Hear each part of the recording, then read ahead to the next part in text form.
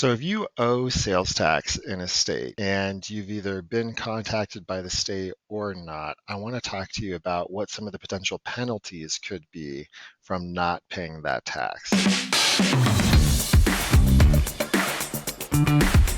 This is a question that we frequently get from businesses, which is like, what's the worst that can happen?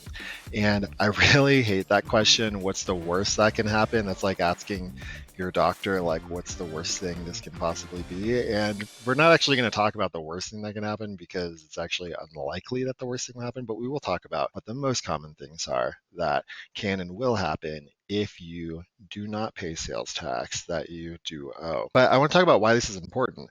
First of all, every owner, officer, and responsible party is on the line for personally guaranteeing that sales tax is paid. So if your name was listed on a sales tax permit when it was first open and you signed it, you are now a responsible party. If you are an owner or officer of the company, the state can come after you personally, hold you personally liable for the sales tax liabilities. And many business owners don't realize this. Like, it doesn't matter if you're a corporation or an LLC, there is no protection. The government's going to get paid. And we have seen it come up where personal assets are seized and there's liens. On that note, if payments are not made, liens can be put on both the business property, let's say like inventory or building or merchandise, can also be put on the owner's or officer's personal property, like their houses. Also,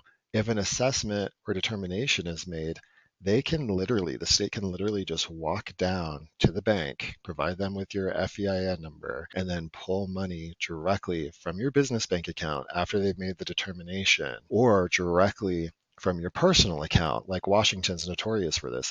Oh, and if you're doing business in Washington, your significant other, your spouse, is also listed on the sales tax permit. So you probably don't want sales tax to get between you and your partner in your marriage. So what are the typical penalties? Well, generally speaking, it's going to be like 25 to 35% of the original tax due. And the amount that you pay in excess of the tax due is going to be some combination of penalties and interest.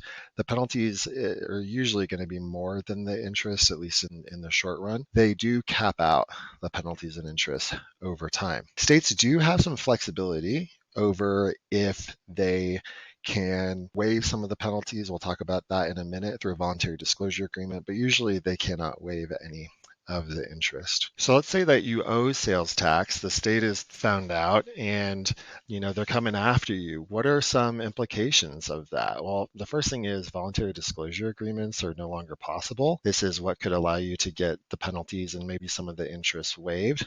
It also could be a lot more difficult for you to get loans for your business if they placed a lien on your property. Could make it harder to sell your business now or in the future as well. And you're also just going to be more subject to sales tax audits in the state, because once when they've identified you as a troublemaker, a business that isn't consistently paying what they're supposed to, they're going to circle back around on a periodic audit cycle to make sure that you are paying. So what does this really look like?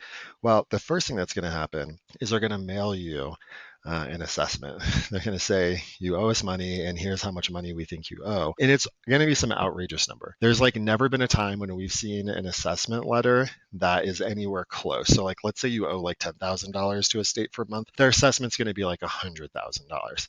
And the first reaction is like, what the hell? That's crazy. I would never owe that much money. Right.